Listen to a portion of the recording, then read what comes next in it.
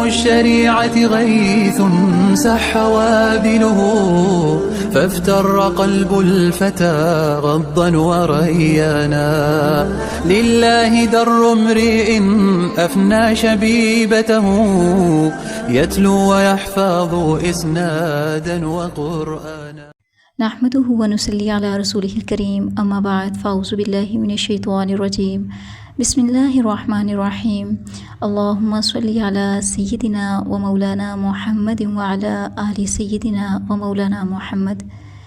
رویے میرے نبی صلی اللہ علیہ وسلم کے، آپ صلی اللہ علیہ وسلم کی پاکیزہ ترین حیات طیبہ کے اندر آج ہم جس موضوع پہ بات کریں گے، آپ صلی اللہ علیہ وسلم کے پاکیزہ زندگی کے جس پہلو کو ہم دیکھیں گے وہ ہے عمرہ حدیبیہ، جس میں صلح حدیبیہ کا معاملہ بھی پیش آیا۔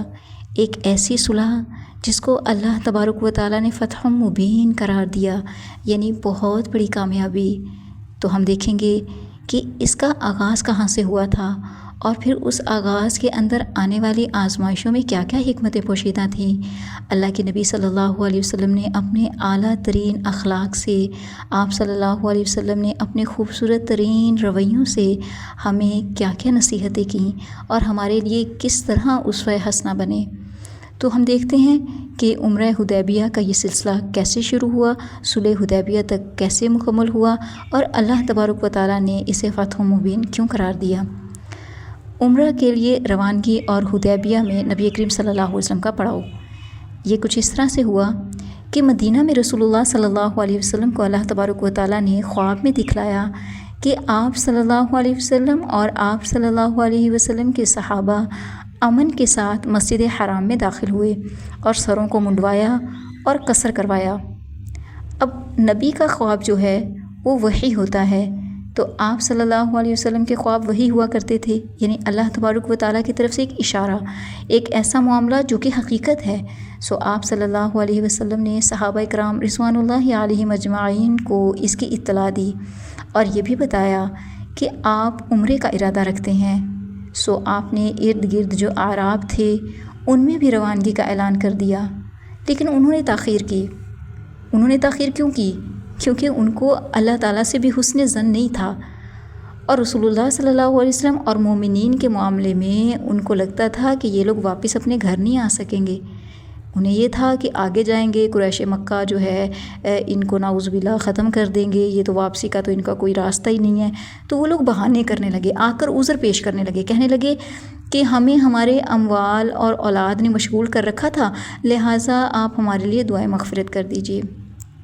دیکھیں، جو انسان اللہ کے لیے خالص ہو کر زندگی میں نہیں چلتا نا، وہ بڑی سے بڑی نیکی کا موقع بھی ہاتھ سے گنوا دیتا ہے، یہ سوچ کر کہ میری مال کا کیا ہوگا، میرے اولاد کا کیا ہوگا، میرے پیچھے معاملات کا کیا ہوگا۔ وہ یہ نہیں دیکھتا کہ آگے کس نیکی کا در کھلا ہے میرے لیے۔ سو اس سے ہمیں یہ باتیں پتہ چلی کہ نیکی ہمیشہ اللہ کی توفیق سے ہی ہوتی ہے۔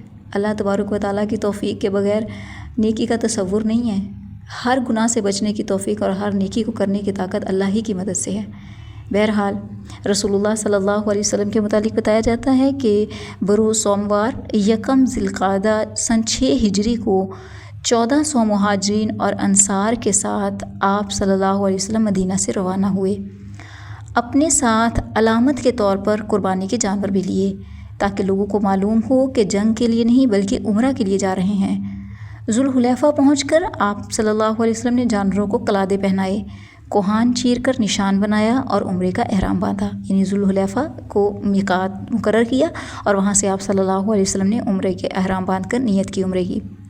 پھر آپ صلی اللہ علیہ وسلم نے سفر جاری رکھا، عصفان پہنچے تو آپ صلی اللہ علیہ وسلم کے جاسوس نے آ کر اطلاع دی کہ قریش جنگ کا اور مسلمانوں کو بیت اللہ سے روکنے کا تہیہ کیے بیٹھے ہیں۔ انہوں نے ذی طویٰ میں پڑاؤ ڈال رکھا ہے اور خالد بن ولید کو 200 سواروں کے ساتھ عصفان کے قریب قراء الغمیم میں بھیج دیا ہے، یعنی ایک علاقہ ہوگا جہاں بھیجا تھا، تاکہ وہ مکہ آنے والا راستہ بند رکھیں۔ نیز اپنی مدد کے لیے انہوں نے احابیش کو بھی جمع کر لیا ہے، یعنی حبشیوں کو۔ رسول اللہ صلی اللہ علیہ وسلم نے مشورہ کیا کہ کیا کیا جائے۔ یہ احابیش جو جمع ہوئے ہیں، کیوں نہ ان کے گھروں پر حلہ بول دیا جائے، یا پھر سیدھے بیت اللہ کا قصد کریں، جو روکے اس سے لڑیں۔ تو حضرت ابوبکر صدیق رضی اللہ تعالیٰ نے کہا کہ ہم عمرہ کرنے آئے ہیں، لڑنے نہیں آئے، لہٰذا جو ہمارے اور بیت اللہ کے درمیان حائل ہوگا نا، ہم صرف اسی سے لڑیں گے۔ رسول اللہ صلی اللہ علیہ وسلم نے اس رائے کو قبول کر لیا۔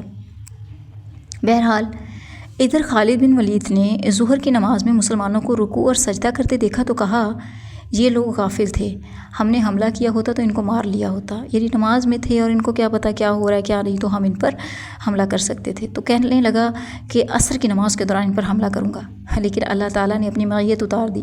اللہ تبارک و تعالیٰ نے ظہر اور عصر کے درمیان صلاۃ خوف، حالت جنگ کی مخصوص نماز کا حکم نازل کر دیا، سبحان اللہ، اور خالد کے ہاتھ سے موقع نکل گیا۔ پھر رسول اللہ صلی اللہ علیہ وسلم نے اس راستے کو چھوڑ کر ایک دوسرا راستہ اختیار کیا اور مکہ سے نیچے داہنے ہاتھ چل کر سنیۃ المرار پہنچ گئے، جہاں سے حدیبیہ میں اترتے ہیں۔ وہاں پہنچ کر اونٹنی بیٹھ گئی آپ صلی اللہ علیہ وسلم کی، تو لوگوں نے اس کو ڈانٹا، وہ نہیں اٹھی۔ لوگوں نے کہا قصوہ اڑ گئی ہے۔ قصوہ رسول اللہ صلی اللہ علیہ وسلم کی اونٹنی کا نام تھا۔ آپ صلی اللہ علیہ وسلم نے فرمایا قصوہ اڑی نہیں ہے اور نہ ہی یہ اس کی عادت ہے، لیکن اسے اس ہستی نے روک دیا ہے جس نے ہاتھی کو روک دیا تھا۔ پھر آپ صلی اللہ علیہ وسلم نے فرمایا اللہ کی قسم یہ لوگ مجھ سے کسی بھی ایسے معاملے کا مطالبہ نہ کریں گے جس میں اللہ کی حرمتوں کی تعظیم کر رہے ہوں، مگر میں اسے ضرور تسلیم کروں گا۔ یعنی ایسا مطالبہ ضرور کر لیں کہ جہاں اللہ کی حرمتیں ناپامال ہو رہی ہوں، پھر تو میں ضرور تسلیم کر لوں گا۔ اس کے بعد آپ صلی اللہ علیہ وسلم نے اونٹنی کو ڈانٹا تو وہ اچھل کر کھڑی ہو گئی۔ پھر آپ صلی اللہ علیہ وسلم نے آگے بڑھ کر حدیبیہ میں پڑاؤ ڈال دیا۔ اس کے بعد ایک شخص جس کا نام بدیل تھا، یہ خزاعہ کی ایک جماعت کے ساتھ آیا، خزاعی قبیلے سے تعلق رکھتا ہوگا۔ اچھا، یہ لوگ رسول اللہ صلی اللہ علیہ وسلم کے خیر خواہ تھے۔ اس نے آ کر بتایا کہ قریش آپ سے جنگ کرنے اور آپ کو بیت اللہ سے روکنے کا تہیہ کیے بیٹھے ہیں۔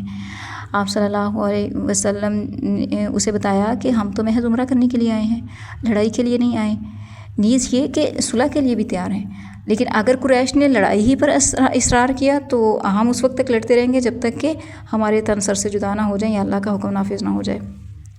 یہ اللہ کے نبی صلی اللہ علیہ وسلم نے اس سے بات کی۔ پھر کیا ہوا؟ اب رسول اللہ صلی اللہ علیہ وسلم اور قریش کے درمیان جو ہے وہ گفت و شنید ہوئی۔ بدیل نے واپس پلٹ کر قریش کو یہ بات سنا دی۔ انہوں نے پھر ایک اور شخص جس کا نام مکرز بن حفص بنایا جاتا ہے اس کو بھیجا، تو آپ صلی اللہ علیہ وسلم نے اس کو بھی وہی بات کہی جو بدیل سے کہی تھی۔ اس کے بعد قریش نے احابیش کے سردار حلیس بن اکرمہ کو بھیجا۔ جب وہ نمودار ہوا نا تو رسول اللہ صلی اللہ علیہ وسلم نے صحابہ کرام رضوان اللہ علیہم اجمعین سے فرمایا یہ شخص ایک ایسی قوم سے تعلق رکھتا ہے جو قربانی کے جانوروں کا بہت احترام کرتی ہے، لہٰذا جانوروں کو کھڑا کر دو۔ صحابہ کرام رضی اللہ عنہم نے جانوروں کو کھڑا کر دیا اور خود بھی لبیک پکارتے ہوئے اس کا استقبال کیا، یعنی اس کو عزت و تکریم دی۔ اس نے یہ کیفیت دیکھی تو کہا سبحان اللہ، ان لوگوں کو بیت اللہ سے روکنا ہرگز مناسب نہیں، بھلا دوسرے لوگ حج کریں اور عبد المطلب کا بیٹا بیت اللہ سے روک دیا جائے۔ بیت اللہ کے رب کی قسم قریش برباد ہوئے، یہ لوگ عمرہ کرنے آئے ہیں۔ اچھا، اب جب قریش نے اس کی یہ بات سنی نا تو کہنے لگے تم بیٹھ جاؤ، تم اعرابی ہو، تمہیں چال بازیوں کا علم نہیں ہے۔ اس کے بعد قریش نے عروہ بن مسعود ثقفی کو بھیجا، اس نے آ کر بات کی۔ رسول اللہ صلی اللہ علیہ وسلم نے اسے بھی وہی کہا جو بدیل کو کہا تھا۔ تو وہ کہنے لگا، اب یہ جو عروہ بن مسعود تھا بولا کہ اے محمد صلی اللہ علیہ وسلم، اگر آپ نے اپنی قوم کا صفایا بھی کر دیا تو کیا آپ نے اس سے پہلے کسی عرب کے متعلق سنا ہے کہ اس نے اپنی قوم کا صفایا کر دیا ہو؟ یعنی وہ ایک طرح سے نا ڈرا رہا ہے، دھمکا رہا ہے کہ پوری قوم ختم ہو جائے گی آپ کی وجہ سے۔ اور اگر دوسری صورت پیش آئی، یعنی آپ کو شکست ہوئی، تو میں آپ کے گرد ایسے اوباش لوگوں کو دیکھ رہا ہوں جو اسی لائق ہیں کہ آپ کو چھوڑ کر بھاگ جائیں گے۔ یعنی ایک چیز تو یہ کہ اگر آپ جیتتے ہیں تو اپنی قوم کو آپ ماریں گے، قریش آپ یہاں مکہ سے گئے اور مکہ والوں سے جنگ کریں گے، ایک تو یہ کہہ رہا ہے۔ دوسری چیز کہہ رہا ہے کہ اگر آپ کو شکست ہوئی تو آپ کے ارد گرد جو ایسے لوگ ہیں نا، مجھے نہیں لگتا کہ یہ اس قابل ہیں کہ یہ آپ کے ساتھ رہیں۔ اللہ اکبر کبیرہ۔ صحابہ کے بارے میں بات کرے، وہ صحابہ جن کے بارے میں اللہ تعالیٰ قرآن میں ان کے دفاع کی آیات اتارتے ہیں، تو اس پر حضرت ابوبکر صدیق رضی اللہ تعالیٰ عنہ نے اسے ایک سخت بات کی اور کہنے لگے ہم حضور کو چھوڑ کر بھاگیں گے۔ پھر عروہ جو ہے وہ ابوبکر صدیق رضی اللہ تعالیٰ عنہ کو کوئی جواب نہیں دے سکا، کیونکہ اس پر ابوبکر صدیق رضی اللہ تعالیٰ عنہ نے کوئی احسان کیا ہوا تھا۔ بہرحال عروہ جو تھا وہ بات کرتے کرتے نا نبی کریم صلی اللہ علیہ وسلم کی داڑھی پکڑ لیتا۔ مغیرہ بن شعبہ رضی اللہ تعالیٰ عنہ اس کے ہاتھ پر تلوار کا دستہ مار کر کہتے اپنا ہاتھ رسول اللہ صلی اللہ علیہ وسلم کی داڑھی سے پیچھے رکھو۔ عروہ نے کہا او غدار، کیا میں تیری غداری کے سلسلے میں دوڑ دھوپ نہیں کر رہا ہوں؟ کس کو کہا؟ مغیرہ بن شعبہ رضی اللہ تعالیٰ عنہ۔ کس نے کہا؟ عروہ نے۔ اب ان کا آپس میں کیا رشتہ تھا؟ مغیرہ بن شعبہ جو تھے وہ عروہ کے بھتیجے تھے، اور مغیرہ بن شعبہ نے مسلمان ہونے سے قبل کچھ لوگوں کو قتل کر لیا تھا اور ان کا مال حذف کر لیا تھا اور آ کر مسلمان ہو گئے تھے۔ رسول اللہ صلی اللہ علیہ وسلم نے ان کا اسلام تو قبول کر لیا تھا لیکن مال سے برات اختیار کر لی تھی۔ اب یہ جو عروہ تھا نا، یہ اسی سلسلے میں حضرت مغیرہ بن شعبہ رضی اللہ تعالیٰ عنہ کے حق میں بھاگ دوڑ کر رہا تھا، تو اسی کی طرف اس نے اشارہ کیا۔ بہرحال اس موقع پر عروہ نے صحابہ اکرام رضی اللہ عنہم کی طرف سے نبی صلی اللہ علیہ وسلم کی تعظیم کا جو منظر دیکھا نا، تو واپس جا کر قریش سے کہنے لگا، اے قوم، اللہ کی قسم میں کیسر و کسرا اور نجاشی جیسے بادشاہوں کے پاس جا چکا ہوں، واللہ میں نے کسی بادشاہ کو نہیں دیکھا کہ اس کے ساتھی اس کی اتنی تعظیم کرتے ہوں جتنی محمد صلی اللہ علیہ وسلم کے ساتھی محمد صلی اللہ علیہ وسلم کی تعظیم کرتے ہیں۔ واللہ وہ کھنکھار بھی تھوکتے ہیں نا تو کسی نہ کسی آدمی کے ہاتھ پر پڑتا ہے اور وہ شخص اسے اپنے چہرے اور جسم پر مل لیتا ہے، اور جب وہ کسی کام کا حکم دیتے ہیں تو اس کی بجائے آوری کے لیے سب دوڑ پڑتے ہیں، اور جب وہ وضو کرتا ہے تو معلوم ہوتا تھا کہ ان کے وضو کے پانی کے لیے لوگ لڑ پڑیں گے، اور جب وہ کوئی بات کرتا ہے تو سب اپنی آوازیں پست کر لیتے ہیں اور تعظیم کے سبب انہیں بھرپور نظر سے دیکھتے بھی نہیں ہیں۔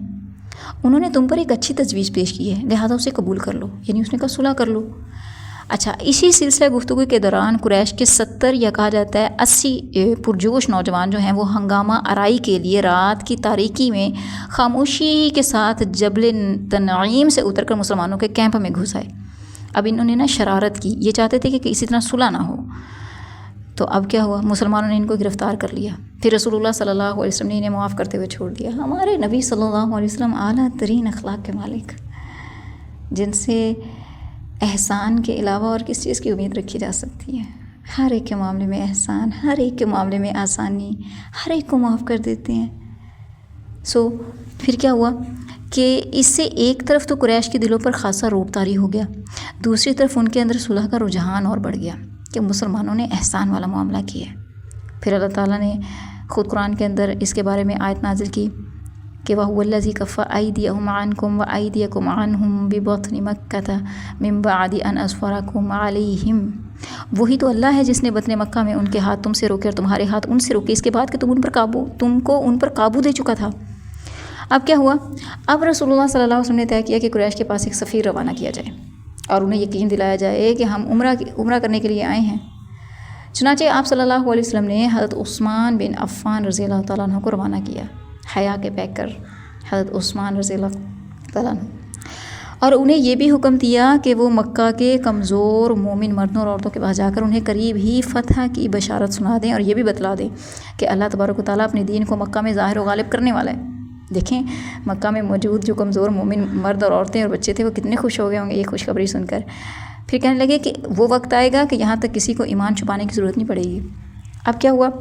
حضرت عثمان رضی اللہ تعالیٰ عنہ جو ہیں وہ ایک شخص ابان بن سعید اموی کی پناہ میں مکہ کے اندر داخل ہوئے اور پیغام پہنچایا۔ قریش نے پیشکش کی کہ بیت اللہ کا طواف کر لیں۔ کس کو پیشکش کی؟ حضرت عثمان کو، مگر انہوں نے اس حالت میں طواف کرنے سے انکار کر دیا کہ رسول اللہ صلی اللہ علیہ وسلم کو روکا ہوا ہے تم لوگوں نے اور میں طواف کر لوں۔ بہرحال پھر قریش نے حضرت عثمان رضی اللہ تعالیٰ عنہ کو روک لیا۔ غالباً وہ یہ چاہتے تھے کہ باہم مشورہ کر لیں پھر جواب سمیت انہیں روانہ کریں، مگر ان کی تاخیر سے مسلمانوں کے اندر یہ افواہ پھیل گئی کہ حضرت عثمان رضی اللہ تعالیٰ عنہ کو قتل کر دیا گیا ہے۔ اب چونکہ قاصد کو قتل کرنے کا مطلب اعلان جنگ ہوتا ہے، اس لیے رسول اللہ صلی اللہ علیہ وسلم نے جب یہ بات سنی تو آپ صلی اللہ علیہ وسلم نے فرمایا ہم اس جگہ سے ٹل نہیں سکتے یہاں تک کہ ان لوگوں سے معرکہ آرائی نہ کر لیں، یعنی اب جنگ ہوگی۔ انہوں نے ہمارے قاصد کو قتل کر دیا۔ پھر آپ صلی اللہ علیہ وسلم نے ایک درخت کے نیچے صحابہ اکرام رضی اللہ عنہم کو جنگ پر بیعت کرنے کی دعوت دی۔ اب یہ جو بیعت نا یہ موت پر بیعت ہوئی تھی۔ صحابہ تو ٹوٹ پڑے اور بڑی گرمجوشی کے ساتھ موت پر اور میدان جنگ سے نہ بھاگنے پر بیعت کی۔ ہم قربان جائیں نبی کریم صلی اللہ علیہ وسلم کے جانثار صحابہ پر۔ آپ صلی اللہ علیہ وسلم نے جب انہیں پکارا وہ یوں لبیک کہتے ہوئے سمعنا و اطعنا کہتے ہوئے پرجوش ہو کر دوڑے کہ انہوں نے ہر موقع پر موت پر بیعت کی ہے۔ رسول اللہ صلی اللہ علیہ وسلم نے اپنا ایک ہاتھ دوسرے ہاتھ سے پکڑ کر فرمایا یہ عثمان کا ہاتھ ہے، لیکن جب بیعت مکمل ہو چکی تو حضرت عثمان رضی اللہ تعالیٰ عنہ بھی آ گئے۔ اللہ تبارک و تعالیٰ نے اس بیعت کی فضیلت میں یہ آیت نازل کی، لقد رضی اللہ عن المؤمنین اذ یبایعونک تحت الشجرۃ، اللہ مومنین سے راضی ہوا جب وہ آپ سے درخت کے نیچے بیعت کر رہے تھے، اور یہیں سے اس بیعت کا نام بیعت رضوان پڑ گیا۔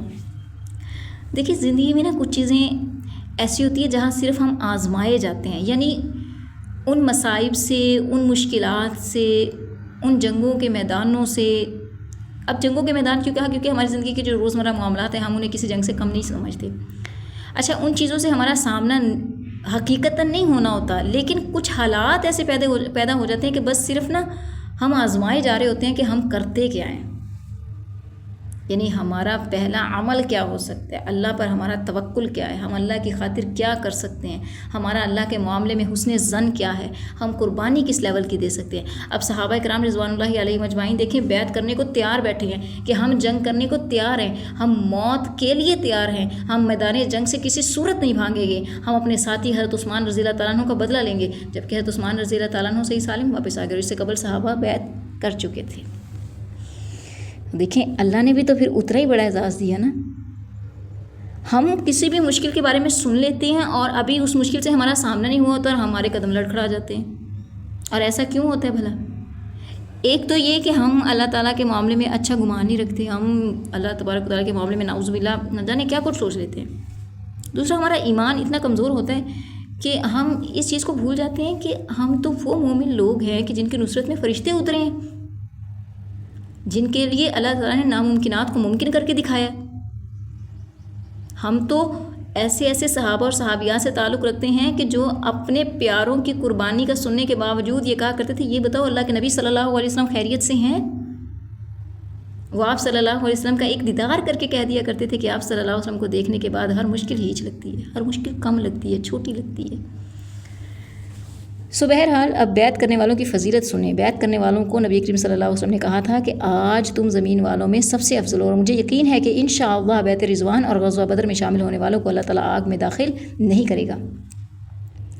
بہرحال اب کیا ہوا، قریش نے اس بیعت کا حال سنا نا تو ان پر زبردست رعب طاری ہو گیا۔ ان کو لگا کہ مسلمان ایسے جانبر لوگ ہیں کہ اپنی جان پر بھی کھیل جائیں گے دین کی خاطر۔ تو انہوں نے صلح کرنے کے لیے اب اپنے بندے سہیل بن عمر کو بھیجا۔ اب سہیل سے لمبی گفتگو ہوئی، بالآخر درج ذیل شرائط طے ہوئی تھیں۔ اب وہ شرائط کیا تھیں؟ وہ یہ تھیں کہ رسول اللہ صلی اللہ علیہ وسلم اس سال مکہ میں داخل ہوئے بغیر مسلمانوں کے ساتھ واپس چلے جائیں، اگلے سال مکہ آئیں اور صرف 3 دن کا قیام کریں۔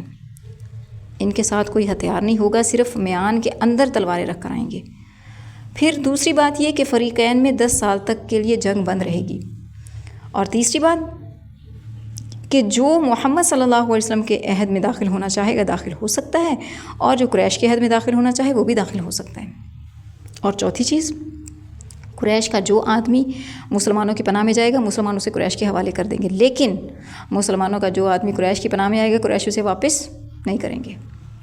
اس کے بعد آپ صلی اللہ علیہ وسلم نے حضرت علی رضی اللہ تعالیٰ عنہ کو بلایا اور املا کروائی کہ بسم اللہ الرحمن الرحیم لکھیں۔ سہیل نے کہا ہم نہیں جانتے رحمان کیا ہے، یعنی ہم رحمان کا انکار کرتے ہیں، آپ بسمک اللہم لکھیں۔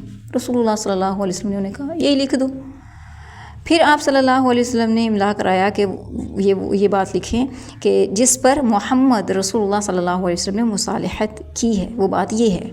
اس پر سہیل نے کہا اگر ہم اس بات کو مانتے ہوتے کہ آپ اللہ کے رسول صلی اللہ علیہ وسلم ہیں تو پھر ہم نہ تو آپ صلی اللہ علیہ وسلم کو بیت اللہ سے روکتے اور نہ آپ سے جنگ کرتے، لیکن آپ محمد بن عبداللہ لکھوائیں صلی اللہ علیہ وسلم۔ آپ صلی اللہ علیہ وسلم نے فرمایا میں اللہ کا رسول ہوں اگرچہ تم لوگ جھٹلاؤ۔ پھر حضرت علی رضی اللہ تعالیٰ عنہ کو حکم دیا کہ اسے مٹا کر محمد بن عبداللہ لکھیں، لیکن حضرت علی رضی اللہ تعالیٰ عنہ نے مٹانا گوارا نہ کیا، لہٰذا رسول اللہ صلی اللہ علیہ وسلم نے خود اپنے دست مبارک سے اسے مٹا دیا۔ دیکھیں کمپرومائز، بہت سی چیزوں میں انسان کو سمجھوتا کرنا پڑتا ہے۔ اب اللہ کے نبی صلی اللہ علیہ وسلم نے یہاں یہ نہیں کہا ہم حق پر ہیں، میں بسم اللہ الرحمن الرحیم ہی لکھواؤں گا۔ انہوں نے کہا ہم رحمان کو نہیں مانتے، آپ نے کہا اچھا چلو نہیں مانتے بسمک اللہم لکھو۔ ان کے ماننے یا نہ ماننے سے کیا اللہ کی رحمان صفت میں کوئی فرق آ گیا؟ ایک صلح نامہ تو طے ہو گیا نا، بعض دفعہ انسان دور اندیشی سے سوچے، حکمتوں سے لبریز فیصلے کرے۔ اللہ کے نبی صلی اللہ علیہ وسلم نے اپنے اخلاق حسنہ، اپنے ان رویوں سے ہمیں یہی بات سمجھائی ہے، یہی بات بتلائی ہے کہ انسان اللہ تبارک و تعالیٰ کی خاطر اگر اسے کبھی نیچا ہونا پڑے تو اس کو ہو جانا چاہیے، کیونکہ آپ صلی اللہ علیہ وسلم کے فرمان ہی کے مطابق جو اللہ کی خاطر نیچا ہوتا ہے، جو اللہ کی خاطر عاجزی اختیار کرتا ہے، اللہ اسے بلند کر دیتا ہے، اللہ اسے عزتوں سے نوازتا ہے۔ تو دیکھیں اللہ کی خاطر چھوٹے ہونے میں کیا برائی ہے، کیا عیب ہے۔ پھر دیکھیں انہوں نے کہا کہ ہم محمد رسول اللہ نہیں لکھیں گے، آپ محمد بن عبداللہ لکھوائیں۔ آپ نے کہا میں اللہ کا رسول ہوں، تم چاہے مانو یا نہ مانو، آپ نے لکھوا دیا محمد بن عبداللہ، سو کوئی فرق پڑا آپ صلی اللہ علیہ وسلم کی رسالت پر؟ آپ تو پھر بھی اللہ کے رسول ہی ہیں۔ سو حقیقت نہیں ٹلتی، جو اٹل حقیقت ہو۔ ہمیں بھی اپنی زندگیوں کے اندر بہت سی چیزوں میں ایک اصلاح کا پہلو نکالنے کے لیے بعض دفعہ نا اپنی میں کو، اپنی انا کو، اپنے آپ کو تھوڑا پیچھے کرنا پڑتا ہے، لیکن ہم صرف اس لیے حق پہ فیصلہ نہیں کر پا رہے ہوتے کہ ہماری انا کا مسئلہ ہوتا ہے۔ بہرحال بہت گہری حکمت ہے، اگر ہمیں سے ہر انسان ذاتی طور پر اس کو سمجھے تو ہم بہت سے فیصلوں کو ابھی بھی اپنی زندگیوں میں درستگی کی طرف لے جا سکتے ہیں۔ اللہ نے موقع دیا ہے تو ضرور اس چیز کے بارے میں سوچیے گا آپ لوگ، اور جہاں کوئی انا کا معاملہ آیا ہوا ہے نا اس کو پیچھے کر کے تو مصلحت نکالیں اور اللہ تعالیٰ کی خاطر جھک جائیں، کچھ نہیں ہوتا۔ بہرحال پھر پوری دستاویز کے 2 نسخے لکھے گئے، ایک نسخہ قریش کے لیے اور ایک نسخہ مسلمانوں کے لیے۔ اب یہ صلح نامہ تو طے ہو گیا، اب عمرے سے دستبرداری اور صلح پر جو مسلمانوں کا غم تھا۔ اب رسول اللہ صلی اللہ علیہ وسلم معاہدہ صلح لکھوا کر فارغ ہو چکے تھے، تو صحابہ اکرام رضوان اللہ علیہم اجمعین سے فرمایا کہ اٹھو اور اپنے اپنے جانور قربان کر دو، مگر کوئی اٹھا ہی نہیں۔ حتیٰ کہ آپ صلی اللہ علیہ وسلم نے یہ بات 3 بار کہی مگر کوئی نہ اٹھا، تو آپ نے ام سلمہ رضی اللہ عنہ کے پاس جا کر ان سے مشورہ کیا اور ان سے اس بات کا ذکر کیا۔ انہوں نے کہا کہ آپ صلی اللہ علیہ وسلم اٹھ کر اپنا جانور کو ذبح کر دیں، اپنا سر منڈوا لیں اور کسی سے کوئی بات نہ کریں۔ آپ صلی اللہ علیہ وسلم نے یہی کیا اور مشرکین کو جلانے بھنانے کے لیے ابو جہل کا ایک اونٹ بھی ذبح کر دیا جس کی ناک میں چاندی کا ایک حلقہ تھا۔ آپ صلی اللہ علیہ وسلم کو دیکھ کر صحابہ کرام رضی اللہ عنہم نے بھی اپنے اپنے جانور ذبح کر دیے اور اپنے سر منڈوا لیے، مگر غم کے سبب ان کی کیفیت یہ تھی کہ لگتا تھا کہ ایک دوسرے کو قتل کر دیں گے۔ اس موقع پر گائے اور اونٹ 7 آدمیوں کی طرف سے ذبح کیے گئے۔ غم ایک ایسی چیز ہے جو انسان کو بہت نڈھال کر دیتا ہے، انسان جلدی کوئی فیصلہ نہیں لے پاتا۔ اب دیکھیں صحابہ جس غم کے اندر مبتلا تھے، اللہ کے نبی صلی اللہ علیہ وسلم کے حکم پر بھی نہیں اٹھ پا رہے تھے، نہیں اٹھے وہ۔ بہرحال اللہ کے نبی صلی اللہ علیہ وسلم نے کیا حکمت، بار بار انہیں کہا نہیں، آپ خاموشی سے اٹھے اپنا کام کیا۔ حضرت ام سلمہ رضی اللہ تعالیٰ عنہ پہ اللہ تعالیٰ کروڑوں رحمتوں کا نزول فرمائے، انہوں نے ایک زوج ہونے کی حیثیت سے اللہ کے نبی صلی اللہ علیہ وسلم کو کتنا مفید مشورہ دیا۔ بہرحال صحابہ کرام رضوان اللہ علیہم اجمعین کی غم کی 2 وجہیں تھیں، ایک تو یہ کہ عمرے کے بغیر واپس ہو رہے تھے کہ نا اللہ کے گھر کے پاس جا کے آپ کو دور بھیجا جا رہا ہے، دوسری یہ کہ فریقین میں برابری نہیں تھی، کیونکہ اس میں یہ طے ہوا تھا نا کہ مسلمانوں کے پاس کوئی بندہ آ جائے ان کا تو ہم واپس کریں، اور اگر ہمارا کوئی قریش کے پاس جائے تو قریش واپس نہیں کریں گے۔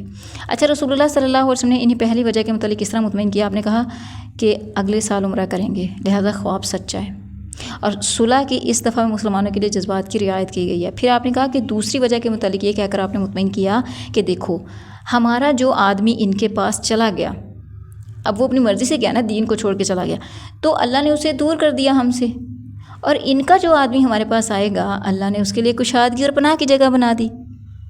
آپ صلی اللہ علیہ وسلم کی یہ بات بہت دور اندیشی پر مبنی تھی، کیونکہ مسلمانوں کی ایک جماعت ابھی تک حبشہ میں بھی تھی اور ان پر یہ صلح لاگو نہیں ہوتی تھی، لہٰذا مکہ کے قیدیوں کے لیے ان کے پاس پناہ لینا ممکن تھی، لیکن بظاہر صلح بہرحال قریش کے حق میں تھی، اس لیے مسلمانوں کے احساسات پر اس کا گہرا اثر تھا۔ ایسا ہوتا ہے ہماری عمومی زندگی میں بھی ہوتا ہے نا، بہت سے ایسے فیصلے ہوتے ہیں جو بظاہر ہم انہیں تسلیم نہیں کر پا رہے ہوتے، اللہ کی طرف سے آتے ہیں فیصلے، وہ ہم کہتے ہیں کہ یہ چیز ایسے ہو گئی، ہم غم میں مبتلا ہو کر اتنا کڑتے ہیں کسی چیز کے قابل نہیں رہتے۔ اس وقت بس اس چیز کی ضرورت ہوتی ہے، کہیں اللہ تعالیٰ جو فیصلہ ہوا ہے آپ کے حکم سے ہوا ہے نا، آپ کی نظروں میں ہی ہوا ہے نا، تو بس ٹھیک ہے، اللہ تعالیٰ جب آپ کے حکم سے ہوا ہے تو کوئی خیر ہی ہوگی، چل پڑا کریں۔ اللہ تعالیٰ نے قرآن میں فرمایا نا، ممکن ہے کہ کوئی چیز تمہیں اپنے لیے بری لگتی ہو اور عین ممکن ہے کہ وہی اچھی، اور ایک چیز جو تمہیں اپنے لیے اچھی لگتی ہے عین ممکن ہے وہ تمہارے حق میں اچھی نہ ہو۔ اب حضرت عمر بن خطاب رضی اللہ تعالیٰ عنہ نبی کریم صلی اللہ علیہ وسلم کی خدمت میں آ کر حاضر ہوئے، کہنے لگے اللہ کے رسول صلی اللہ علیہ وسلم کیا ہم لوگ حق پر اور وہ لوگ باطل پر نہیں ہیں؟ آپ نے فرمایا کیوں نہیں؟ کہنے لگے کیا ہمارے مقتولین جنت اور ان کے مقتولین جہنم میں نہیں ہیں؟ آپ نے فرمایا کیوں نہیں؟ تو کہنے لگے تو پھر ہم کیوں اپنے دین کے بارے میں دباؤ قبول کریں؟ ایسی حالت میں پلٹے کہ ابھی اللہ نے ہمارے اور ان کے درمیان کوئی فیصلہ نہیں کیا. آپ نے فرمایا خطاب کے صاحبزادے میں اللہ کا رسول ہوں، اس کی نافرمانی نہیں کر سکتا، وہ میری مدد کرے گا، مجھے ضائع نہیں کرے گا. اس کے بعد حضرت عمر رضی اللہ تعالیٰ عنہ غصے میں حضرت ابوبکر صدیق رضی اللہ تعالیٰ عنہ کے پاس ہے، ان سے بھی یہی کہا، نبی کریم صلی اللہ علیہ وسلم سے کہا تھا جو. تو حضرت ابوبکر صدیق رضی اللہ تعالیٰ عنہ نے بھی انہیں یہی جواب دیا اور مزید یہ کہا کہ آپ صلی اللہ علیہ وسلم کی رکاب تھامے رکھو یہاں تک کہ تمہاری موت آ جائے، کیونکہ واللہ آپ صلی اللہ علیہ وسلم حق پر ہیں. اس کے بعد اللہ تعالیٰ نے انا فتحنا لک فتحا مبینا کی آیات نازل کر دیں، جن میں اس صلح کو فتح مبین قرار دیا گیا.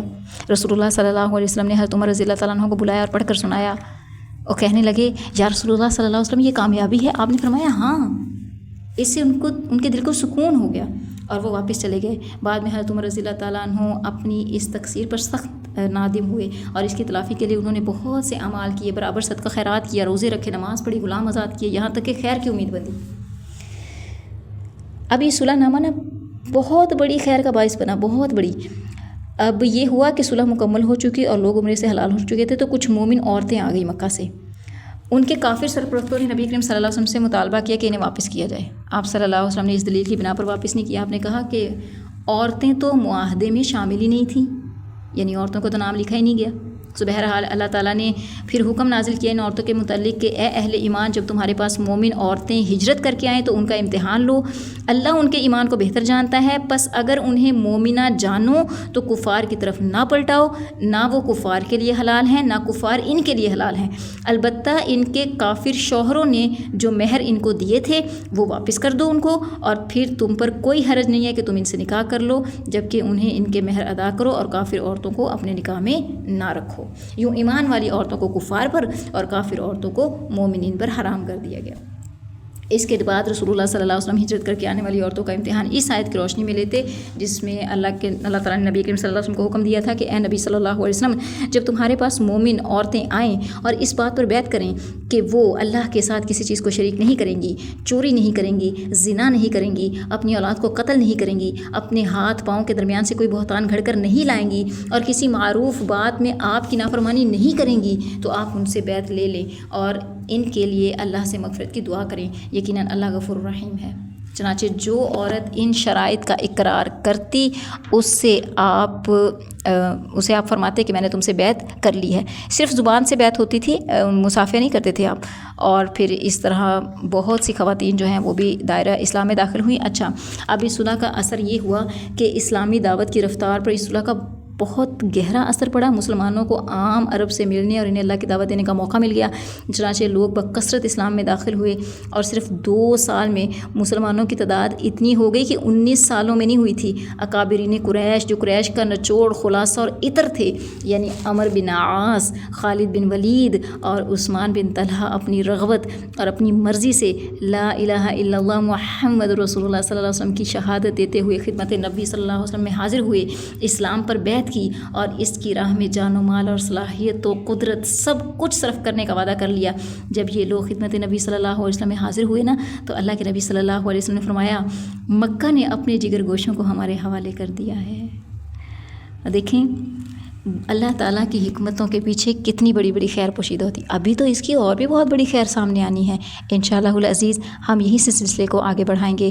وآخر دعوانا ان الحمد. علم الشريعة غيث سح وابله فافتر قلب الفتى غضا وريانا لله در امرئ أفنى شبيبته يتلو ويحفظ إسنادا وقرآنا.